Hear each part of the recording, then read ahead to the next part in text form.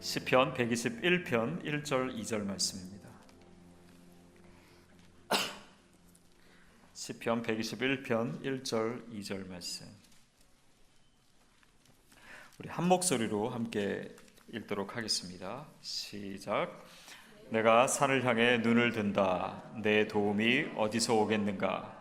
내 도움은 하늘과 땅을 만드신 여호와께로부터 온다. 아멘. 오늘 우리에게 말씀을 전해 주실 분은 우리 인시환 선교사님입니다. 우리 선교사님은 지금 아프리카 탄자니아에서 1999년부터, 그러니까 지금 벌써 몇 년째입니까? 20년 가까이, 18년, 19년 되시는데, 예수전도단에 속하셔서 청년들 사역하고 계신 너무 귀한 분입니다. 한 길 가는 순종을 이렇게 묵묵히 주님이 부르신 그곳에 계속해서 서 있는 아름다운 선교사님 통해서 오늘 우리가 도전받기를 원합니다.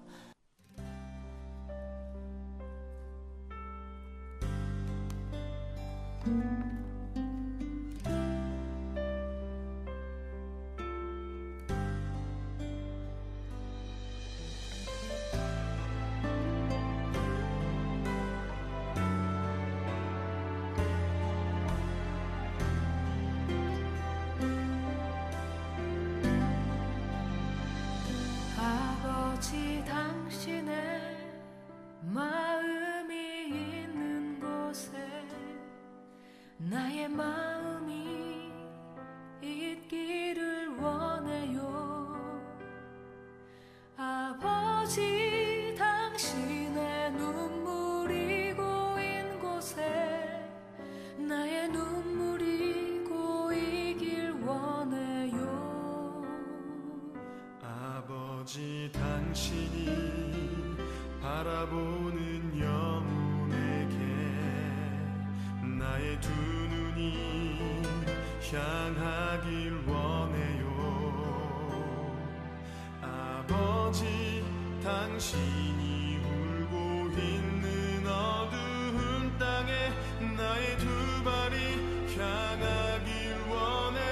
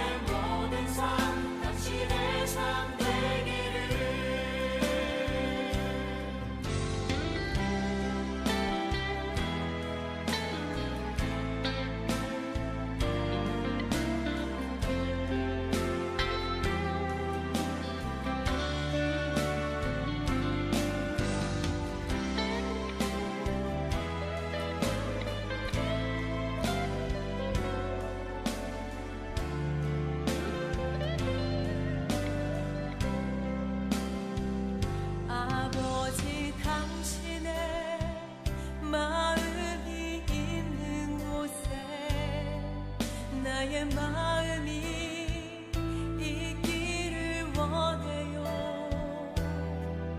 아버지, 당신의 눈물이 고인 곳에 나의 눈물이 고이길 원해요.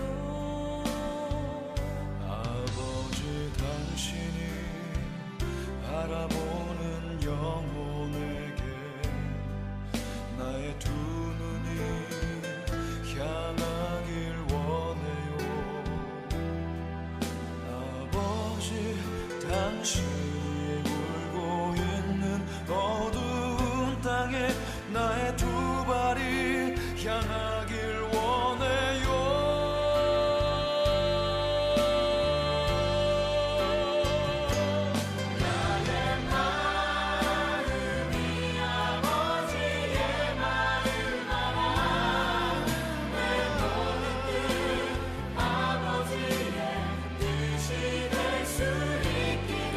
나의 온몸이 아버지의 마음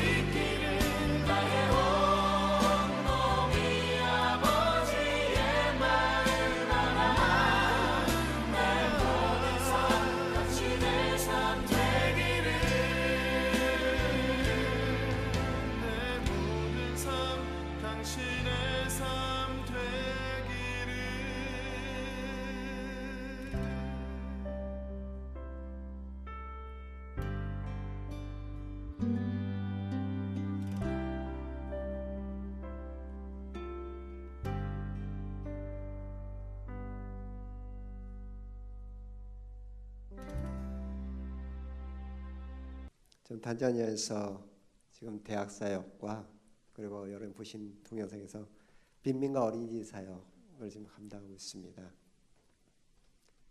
하나님께서 저희를 18년 전에 하나님께서 탄자니아라는 땅 가운데 부르셨어요. 처음에는 쉽지 않은 결정을 할 순간이었습니다. 아까 목사님께서 말씀하실 때 선교사가 제명에 살려면 선교지를 가야 된다 말씀하셨는데 저도 제명에 살고 싶어갖고 18년 전에 한국에 혹시 어떤 일이 있었는지 여러분 기억하실지 모르겠네요. 1998년도에 한국에 IMF라는 한국의 경제 위기가 몰아닥치게 되었습니다. 그때 IMF 시기에 제가 부목사로 생겼던 교회에서 원래 파송하기로 결정이 돼 있었어요. 근데 IMF로서 경제 위기가 오니까 교회 재정이 줄잖아요. 그러면서 당회에서 저희 가정의 파송이 취소되게 되었습니다. 목사님으로부터 그 얘기를 듣고 나서 사무실을 나오는데 하나님께서 제 안에 강한 마음을 주시는 마음이 가라였어요. 결코 쉽지 않았습니다. 그때 저희 둘째 아이가 1살이었고요. 그리고 큰 아이가 이제 2살이 좀 넘어서 그런 나이였는데 하나님이 가라는 그 말씀을 받았을 때 말씀을 순종해야 되는 걸 알면서도 제 안에 여러 가지 상황을 바라보는 제 자신을 보게 되었어요. 이 어린아이를 데리고 어떤 후원도 없이 아프리카 땅, 한 번도 밟아보지 않은 그 땅에 간다는 것 결코 쉽지 않았습니다.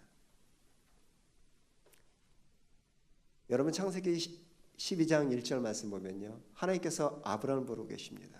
그리고 아브라함이 이렇게 말씀하십니다. 내가 내게 지시할 땅으로 가라 말씀하십니다.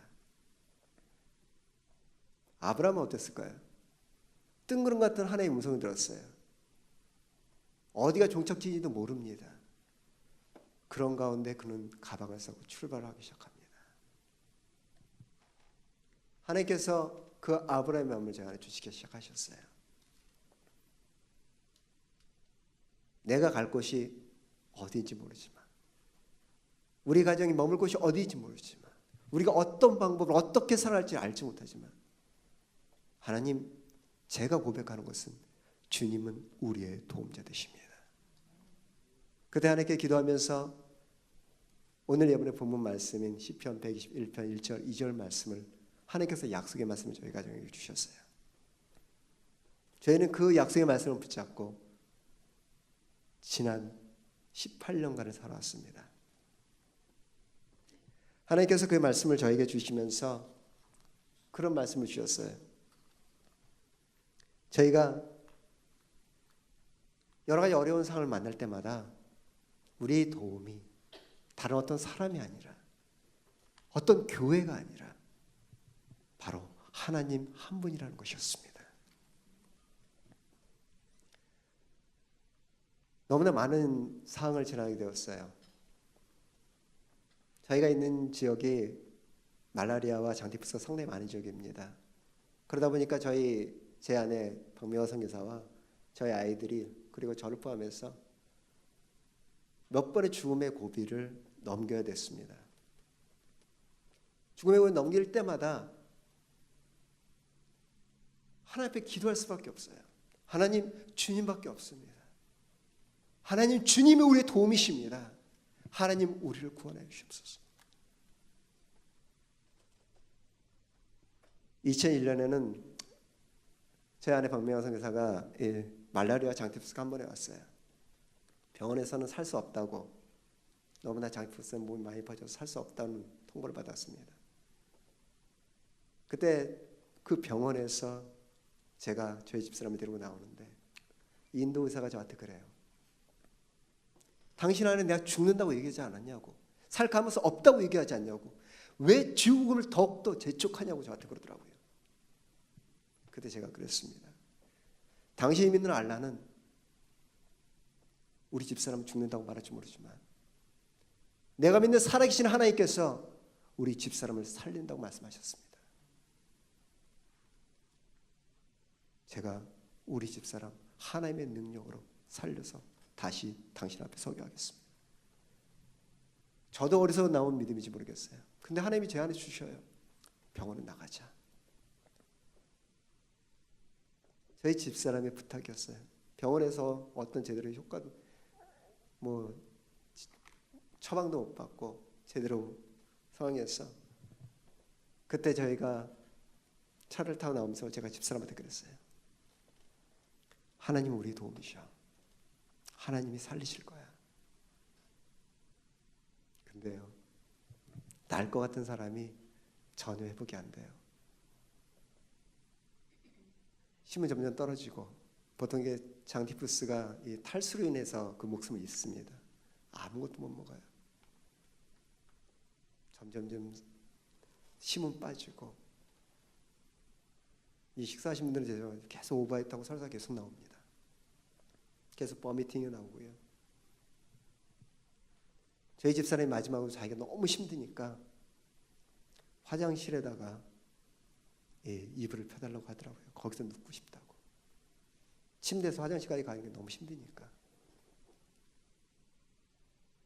침대 바로 화장실 옆에 이불을 가지고 나오는데 너무나 눈물이 나요. 하나님 이게 뭡니까?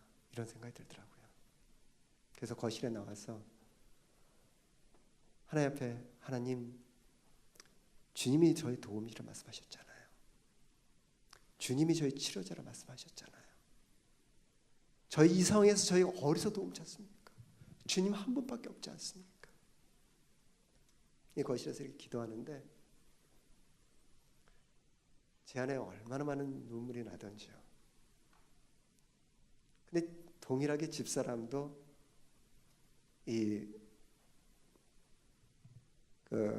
화장실에서 누워 있는데 나중에 저한테 그런 얘기 하더라고요.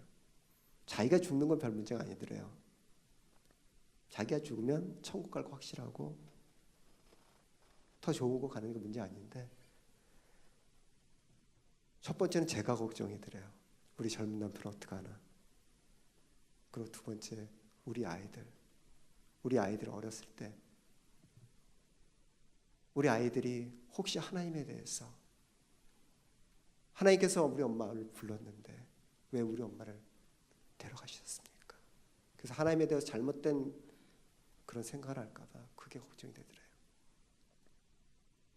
그러면서 누워 있는데 위에 실링이 이게 몇 개의 나무로 붙여 있는데 그 실링이 하나의 십자가로 보이더랍니다. 그러면서 세 가지를 감사했대요. 하나님, 저를 구원해 주신 건 너무 감사합니다. 하나님, 저를 하나님이 부르신 땅 탄자니아로 하나님께서 있게 하셔서 감사합니다. 하나님, 제가 하나님께서 부르신 그 땅에 제가 묻힐 수 있도록 은혜 내려주셔서 감사합니다. 이 세 가지 기도를 감사를 드리는데 자기도 모르게 그 십자를 봤던 그 실링에서 무엇인가 강한 느낌이 오더래요.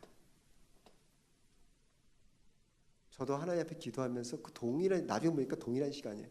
제가 하나님 앞에 기도하고 있는데 하나님께서 제 안에 어떤 강한 빛 같은 걸 보여주셔요. 그래서 제 안에 낫겠구나 라는 생각이 들더라고요.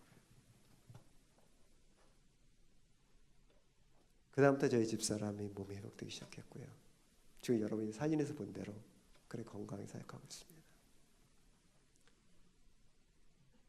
때로는 정말로 사랑했던 그런 사역자들을 통해서 어떤 사람들을 통해서 배신을 당하기도 한 적도 있어요.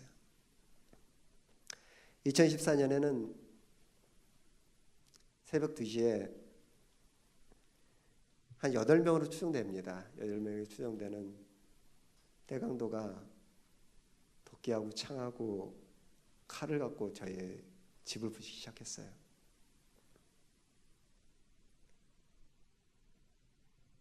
새벽에 이 문을 부시는 소리를 듣고 깨서 내려가 보니까 이 사람들이 저희 철문을 부시기 시작하더라고요.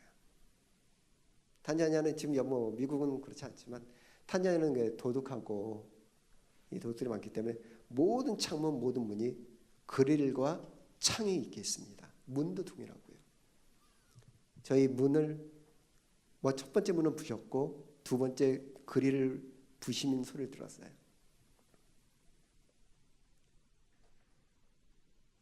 근데 제가 할 수 있는 게 아무것도 없어요. 정말. 제가 누군가 확인하러 나갔을 때 그곳에 저를 본 사람들이 저를 창갖고 던지려고 하는 모습이 보이고요.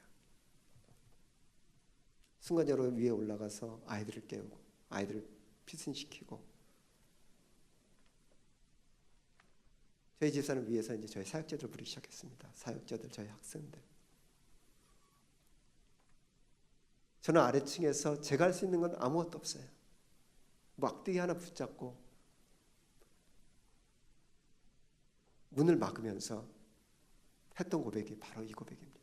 하나님, 주님이 우리의 도움이십니다. 주님, 우리를 긍휼히 여기시고 하나님의 그 약속의 말씀대로 하나님께서 행하여 주시옵소서. 철로 부시기 시작하던 그 사람들이 저희 사역자와 학생들이 오는 소리를 듣고 한 사람 한 사람 떠나기 시작해요. 저희 집사는 위에서 부르기 시작하는데 한 10분쯤 걸렸던 것 같아요. 근데 그 10분 랩하기 시간이 저한테는 10년 같았었습니다.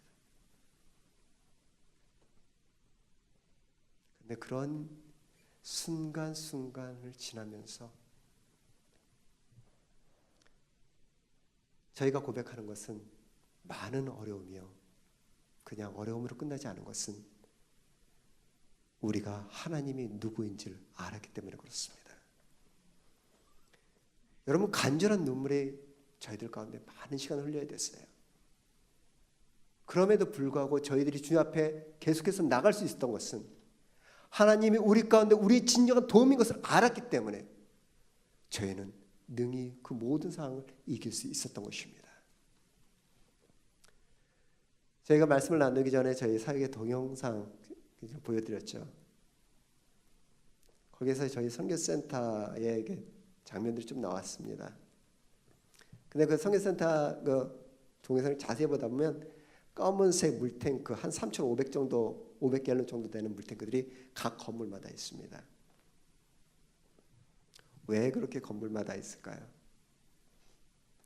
저희 센터가 건축된 지역은요, 사방 4.5마일 안에는 물이 나오는 적이 없습니다. 물론 저희 센터도 물이 그 당시는 없었고요. 그러니까 저희가 하늘에서 비가 내리지 않으면 살 수가 없어요. 물은 너무 비싸서 사서 쓸 수는 없는 상황이고 하나님께서 비를 내려주셔야만이 살 수 있는 상황이에요. 한번 이게 저희가 우기철에 비가 오면 뭐 물탱크들이 많기 때문에 그 물탱크가 차면 그 살아가는데 큰 어려움이 없습니다.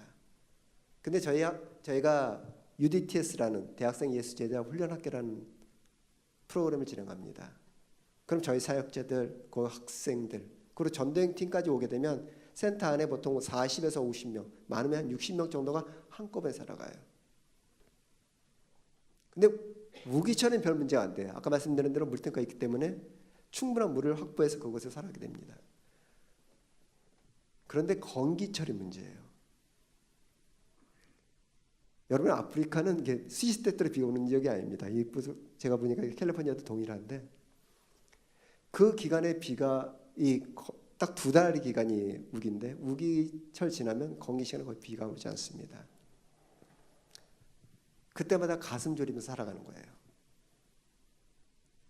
그런 가운데 저희 사역자들하고 저희가 하나님 앞에 기도하기 시작했습니다. 하나님, 이 마콩고 저희 센터 안에 하나님께서 운물을 허락하여 주시옵소서.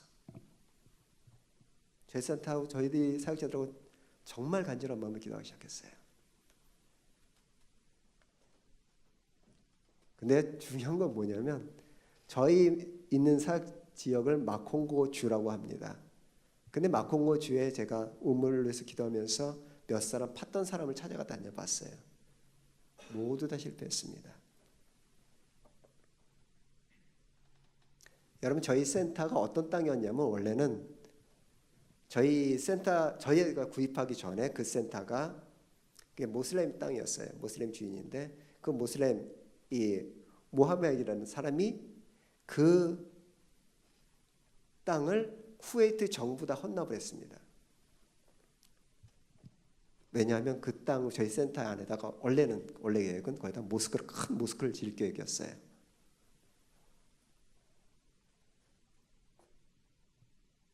근데 그 땅 주인이 재정이 급했나 봐요. 그래서 그 얘기를 듣자마자 저희가 그 땅에 갔고요. 모스크 짓겠다는 얘기를 듣자마자 그 상황이 어떻든지 환경이 어떻든지 무조건 구입했습니다. 그리고 그 센터에서 건축을 하기 시작했어요. 뭐 건축하는 과정도 하나님께서 정말 기적적으로 물 없는데 비만 내려서 거기 건축하게 되었는데, 이제 우물을 놓고 기도하면서 그 땅 주인도 우물을 팠었어요. 바로 저희 센터 바로 옆인데 그 주인한테 찾아갔습니다. 우물을 팠는데 어떻게 됐습니까? 안 나왔습니다. 그래서 그 주인한테 저한테 그래요. 우타 좀 바뀌시마, 뭐냐면 당신도 우물 팔 거냐는 말이에요. 그래서 그렇다고. 그랬더니 파지 말래요. 여기 물이 없대요. 그래서 제가 잘하는 다루살렘 대학이라고, 제가 탄자니아에서 제일 좋은 대학입니다. 그 대학의 지지락 교수, 저희가 사역하는 대학인데 그 지지락 교수님을 찾아갔어요. 탄자니아 최고 권위자입니다.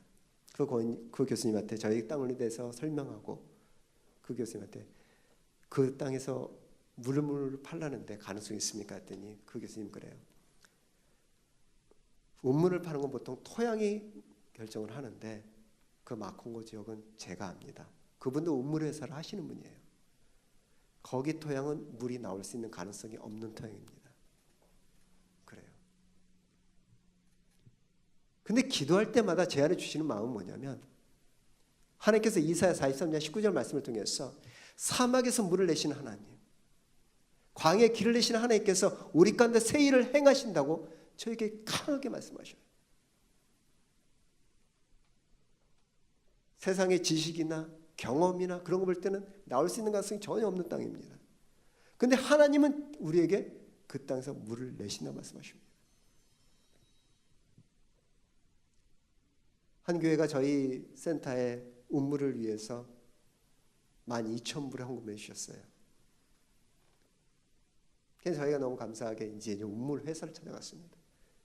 첫 번째 회사를 찾아간 곳이 아까 말씀드린 그 지지락 교수님 우물 회사입니다. 제가 그 회사를 찾아가서 그 교수님 사무실을 열자마자 그 교수님이 저한테 했던 얘기가 뭐냐면, 설마 그 땅에 우물 팔라고 이곳 온 거 아니죠? 그래서 맞습니다 했더니 저희 그 땅 안 팝니다. 그 땅 물 없다고 말씀드렸잖아요. 그 땅 물 안 나옵니다. 두 번째 우물에서 찾아왔습니다. 동일하게 퇴짜 맞았습니다. 마지막 세 번째 회사예요. 저희가 120m를 파야 돼, 120m를 예정을 했는데 서베이를 하면서 120m 지점에 혹시라도 물이 있을 줄 모른다예요. 서베이 결과가. 그래서 120m 이상은 무조건 파자 라고 해서 그 팔 수 있는 기계를 갖고 있는, 저희가 있는 지역에 딱 세 회사밖에 없거든요. 두 회사에서 퇴짜를 많으니까 이제 마지막 회사잖아요. 그 회사가 어떤 회사냐면 모슬렘들이 모슬렘 선교를 위해서 세운 회사입니다. 제가 딱 들어가서 제 명함을 주니까 제 명을 쭉 보더니 저한테 그래요. 왜 목사님께서 저희한테 오셨냐고 저한테 그래요. 비웃는 거죠.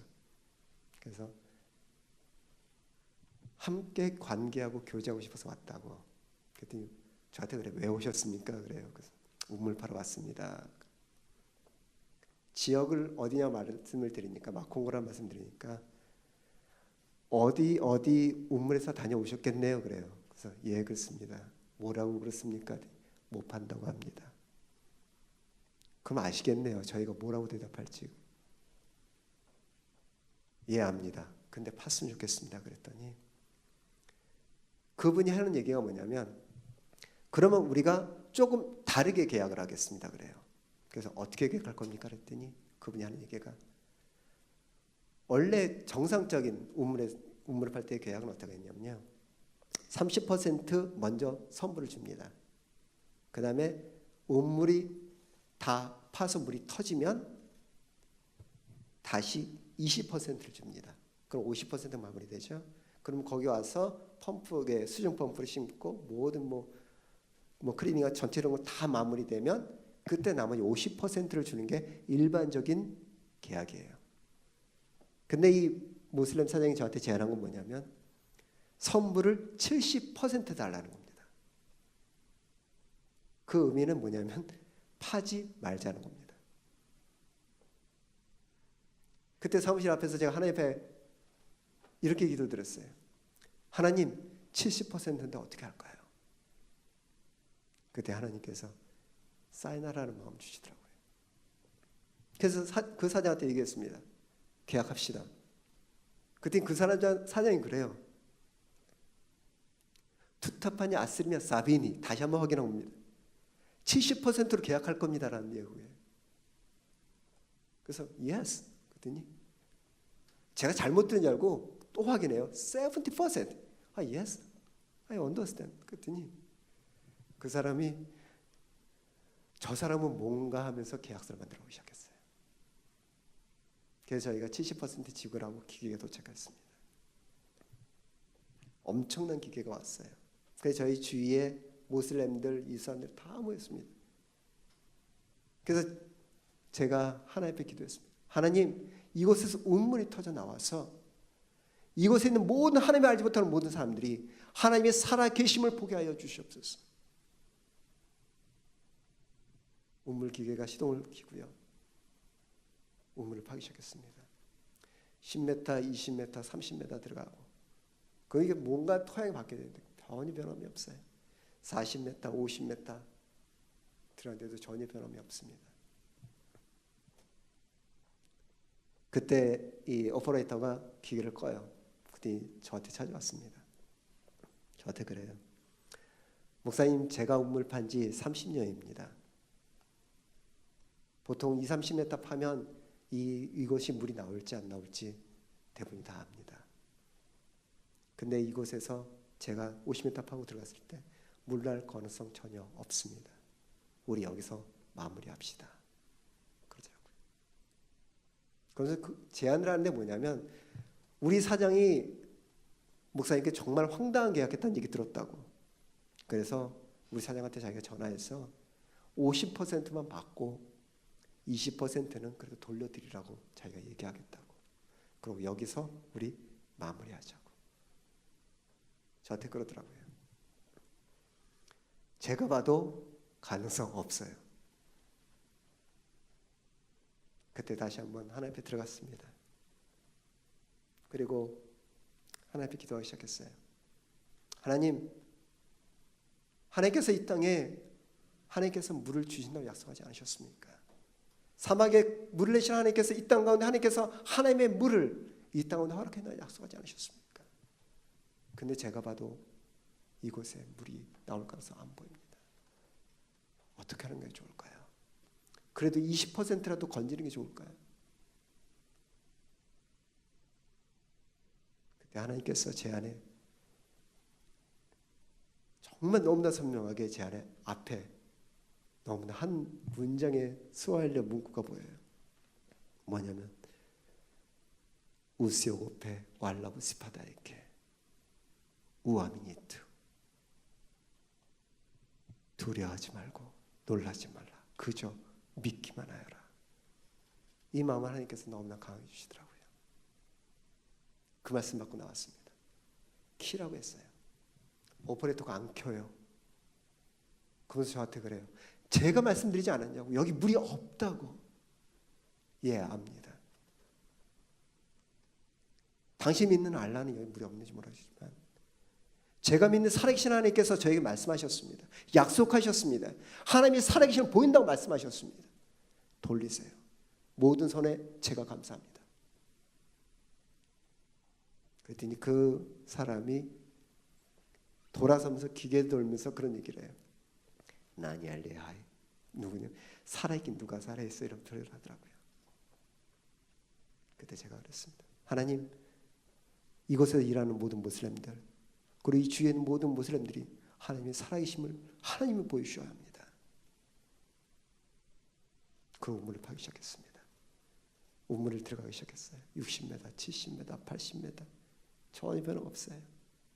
90m 들어가고요. 91, 2, 3, 4 들어가는데 그 오퍼레이터가 귀에 만지는 손이 바뀌는 걸 느껴요. 95m를 파기 시작하는데 저한테 그러더라고요. 그때부터 물이 터지기 시작했습니다. 95m부터 계속해서 물이 터지는 거예요. 저희가 판 120m까지 계속 물이 터지기 시작했습니다.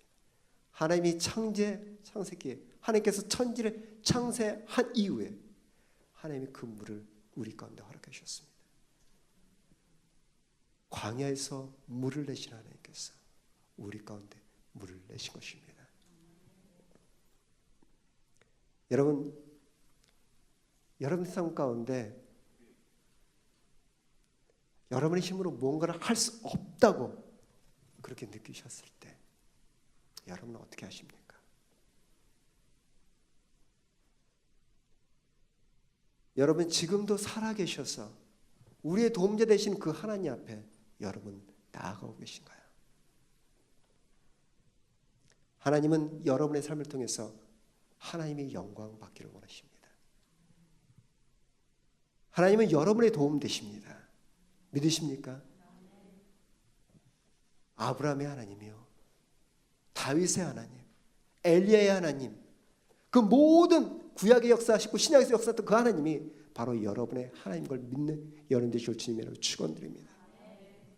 우리가 할 수 없을 때, 아무것도 할 수 없을 때 주님은 주님의 일을 행하십니다. 아까 저희가 마사이 전도 갔던 동영상을 잠깐 보여드렸는데요. 저희 학생 중에 한 명이 사루니 카와야라는 한 형제가, 마사이 형제가 우연찮게 대학에서 만났습니다. 그 형제가 예수님을 전혀 알지 못하는 지역에서 왔고요. 그 다음에 하나님이 어떤 분인지 알지 못해서 저하고 계속 교제가 하는데 예수님을 알고 싶다고 그러더라고요. 그래서 계속해서 성경 공부와 말씀하면서 저희 모임에 오면서 이 형제가 예수님을 개인적인 구세주로 영접하게 되었습니다. 마사이 추장의 아들입니다. 근데 이 형제가 예수님을 알기 시작하면서 자기가 훈련 받고 싶었고 저희 훈련 UDTS 훈련에 들어왔어요. 저희 UDTS 훈련에서 맨날 저녁마다 7시부터 8시 반까지 1시간 반 동안 기도하는 시간이 있거든요. 그때 기도하는 시간에 이 카와이라는 그 형제가 엉엉 울기 시작합니다. 여러분, 마사이는 전사입니다. 마사이 3명이면 사자를 잡는 그 정도 용사 중 용사입니다. 그런 전사, 이 마사이 중에 속담이 하나, 절대 울어서면 안 돼요. 그런 이 형제가 울기 시작하는 겁니다. 기도 모임 끝나고 그 형제 찾아갔습니다. 사루님 왜 우냐고. 그랬더니 그 형제가 저한테 그렇게 얘기합니다. 목사님, 저는 이제 예수님을 만나서 이제 하나님이 어떠한 분인지 그리고 구원의 기쁨을 느꼈지만 제 부족은 아직까지 하나님을 알지 못합니다. 제 부족에 가서 함께 복음을 전했으면 어떻겠습니까? 내년에 저희 전도행 팀이 그곳에 가면 어떻겠습니까? 저희가 1년에 한 번씩 복음이 전하지 않은 오지로 보통 전도를 갑니다. 근데 이 형제가 온 지역이 어떤 지역이냐면 정부로부터 보호되는 지역이에요. 저희로부터 한 1600에서 1700마일 정도 떨어진 지역이고요. 보통 가려면 한 1박 2일이나 2박 3일 정도 가야 되는 지역인데 멀기도 하지만 그 지역에 가면 정부로부터 특별 퍼밋을 받고 들어가야 됩니다. 그 지역 사람 외에는 들어가지 못하는 지역인데 저희가 들어가려고 하면 탄자니아 사람들도 못 들어가는 지역이고 특히 저 같은 외국인은 더 힘든 지역입니다. 저희가 그 지역을 위해서 보험에서 기도하기 시작했어요. 저희가 미리 어플라이를 했는데 출발하기 전날까지 퍼밋이 나오지 않았습니다. 사역자들이 다 모였습니다. 우리 어떻게 했으면 좋겠는가? 그때 저희 안에 하나님께 주신 마음이 우리가 그 지역에 갈 수 있는 데까지 가서 우리가 못한다면 다른 자들이 와서 이곳에서 보험 전할 수 있도록 우리 한 달간 거기서 중보기도만 하고 자고 교회 학생들하고 그러고 출발해서 떠났습니다. 한 6시간쯤 갔던 거를 기억해요. 6시간쯤 갔는데 그쪽에서 저희 퍼밋을 프로세싱 했던 분이 저한테 전화가 왔습니다. 목사님 출발 못 하셨죠? 그래서 아니요, 저희 출발했습니다. 그래서 너무 놀래요. 아니 퍼밋도 안 받았는데 어떻게 출발했냐고. 그래서 저희가 그것까지 가서 저희들 기도하기로 했습니다. 그랬더니 그분이 막 웃으면서 탄자니아 목사님이신데 um메파타 키발리타야리 뭐냐면 펌이 나왔습니다라는 것이. 너무나 기뻐서 저희가 버스에서 뛰고 난리가 났습니다. 그 도착을 했어요. 그 지역에 1박 2일 거쳐서 딱 도착하고 나서 처음에 갔는데 너무나 큰 많은 영적 전쟁이 있었습니다. 처음부터 귀신 들린 자들이 와서 저희들을 괴롭히기 시작하고요. 근데 하나님께서 저희들이 첫 사역지가 누구냐? 바로 귀신 들린 자였어요. 하나님께서 저희 안에 마음 주시는 건 누구냐? 저 사람을 위해서 기도할 거다 마음을 주시더라고요. 그 사람이 어떤 사람이냐면 그 지역의 지도자였던 사람입니다. 근데 가지 못된 짓을 다 했어요. 그 자기 지도자라는 권위를 갖고 다른 사람의 소도 뺏고 양도 뺏고 염소도 뺏고 심지어는 다른 사람의 와이프까지도 뺏는 그런 못된 짓을 했어요. 그러니까 마을 사람들이 무당한테 찾아갔습니다. 그래서 저 사람의 가정에게 저주하라고 했어요. 여러분 아프리카 탄자니아의 무당들은 이런 표현 죄송해요. 장난 아닙니다. 정말로 그들이 기도했는데 그 사람이 귀신 들렸고요. 그 사람 와이프는 3년 동안 누워서 한 번도 일어나지 못하게 되었습니다. 하나님께서 그 사람에서 가서 기도할 건 마음 주셔서 저희 팀들이 가서 그분을 위해서 기도하기 시작했어요. 얼마나 기도했는지 모르겠어요. 한참 기도하고 있는데 누군가 우는 소리가 들려요. 그 귀신 들린 사람이 기도하면서 울면서 기도하는 한 기도가 뭐냐면 바바 메미니 모입니다 한피 하나님 저 죄인입니다 하면서 엉엉 울기 시작했어요. 그러면서 내가 예수님 만나고 싶다고 당신이 믿었던 당신이 선포했던 그 예수가 누구인지 알고 싶다고 기도하면서 그에게 예수님을 정말 영접하기 원해요. 그렇대요.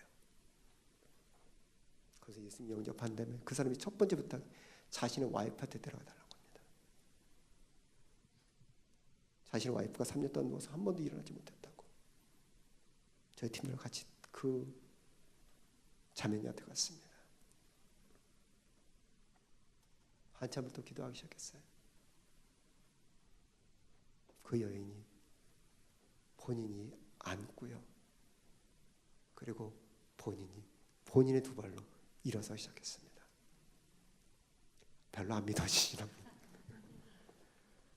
이제는 저희가 전도하는 것이 아니에요. 이 두 분이 하시는 거예요. 이 두 분이 거기가 한 2,000명 정도 되는 마을인데 각 마을마다 두 사람이 찾아가서 자신들이 행한 잘못들을 용서를 구하고 자신들을 하나님께서 회복하게 하시고 치유케 하시고 이제 구원케 하신 예수님을 선포하기 시작했습니다. 그리고 저희한테 말하기 시작했어요. 저희가 가면서 하나님께서 정말 초자연적인 역사를 하나님께서 행하기 시작했어요. 그러면서 저희가 2년 동안 그 지역을 가서 봄을 열었는데 제 기억에는 한 250명이 예수님을 영접을 했고요. 그 중에서 140명이 이 세례를 받았습니다. 그리고 지금은 그 지역에 보통 선교지에서 보통 선교사님이나 저희는 그분들이 자신들이 알아서 결정해서 그 아까 귀신 들었던 그 가정에서 자신들의 모든 재산 털고요. 그리고 다른 사람들이 소, 양 팔기 시작하면서 본인들이 지금 교회를 짓고 있습니다.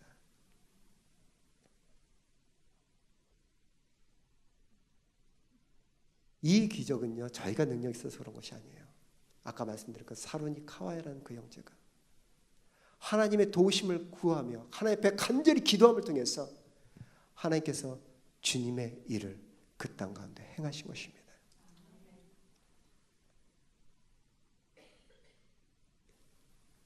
여러분, 제가 참 좋아하는 한 말이 있습니다.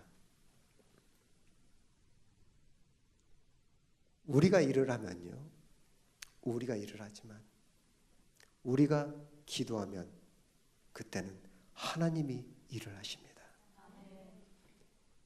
내가 하고 내 힘으로 내 능력으로 내 경험을 하면 우리가 하는 겁니다. 그러나 우리가 하나님을 의지하고 하나님께서 행하심을 간절히 기도하면서 하나님이 우리의 도움이십니다라고 고백하고 기도하기 시작할 때 그때는 우리를 대신해서 하나님께서 주의 일을 행하시는 것입니다.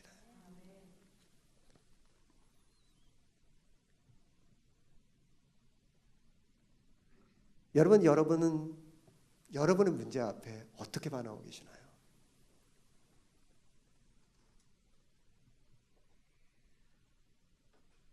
때로는 그 도움을 다른 사람, 하나님을 제외한 다른 곳에서 찾지 않습니까? 그러다 마지막에 가서 하나님밖에 없습니다 고백하는 그렇게 살지 않는지 여러분이 묻고 싶어요. 하나님은 마지막 순위가 아닙니다. 여러분 기억하세요. 하나님은 1순위입니다. 하나님 한 번도 그 1순위를 우리에게 내려놓은 적이 없으세요. 우리가 하나님을 1순위로 세우지 않았기 때문이죠. 제가 믿는 것은 오늘 수요 예배 나온 여러분 한 분 한 분이 그 하나님을 알고 싶었어요. 그 하나님이 어떤 분인지 알고 그 하나님을 내 삶 가운데 증거하기 위해서 나온 걸 전 믿습니다. 그 하나님이 바로 여러분의 하나님이십니다.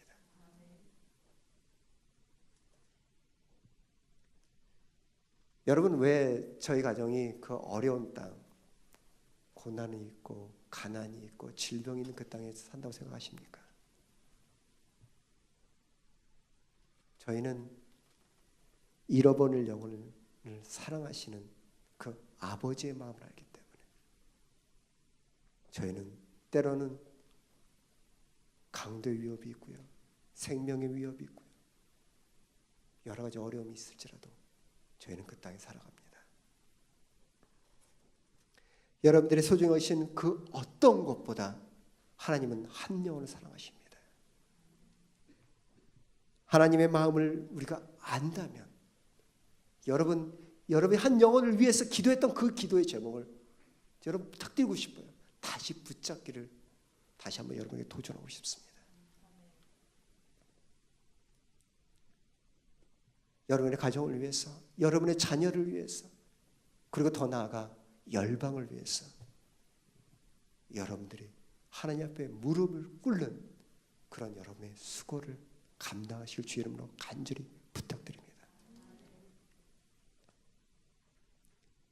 여러분의 문제 앞에, 산 같은 문제 앞에, 때로는 내가 할 수 없다는 그 고백의 앞에 우리가 할 수 있는 건 단 하나입니다. 하나님, 내가 눈을 들어 산을 보니 나의 도움은 주님 한 분밖에 없습니다. 하나님은 천지를 지으시고 모든 만물을 창조하신 분이십니다. 전능하신 분이십니다. 나의 모든 문제를 주 앞에 내려놓습니다. 하나님 행하여 주시옵소서. 우리가 이렇게 주 앞에 간절한 마음으로 기도하기 시작할 때 주님은 주의 일을 행하신 줄 믿으시길 바랍니다. 때로는 너무나 힘들 때도 있을 것 같아요.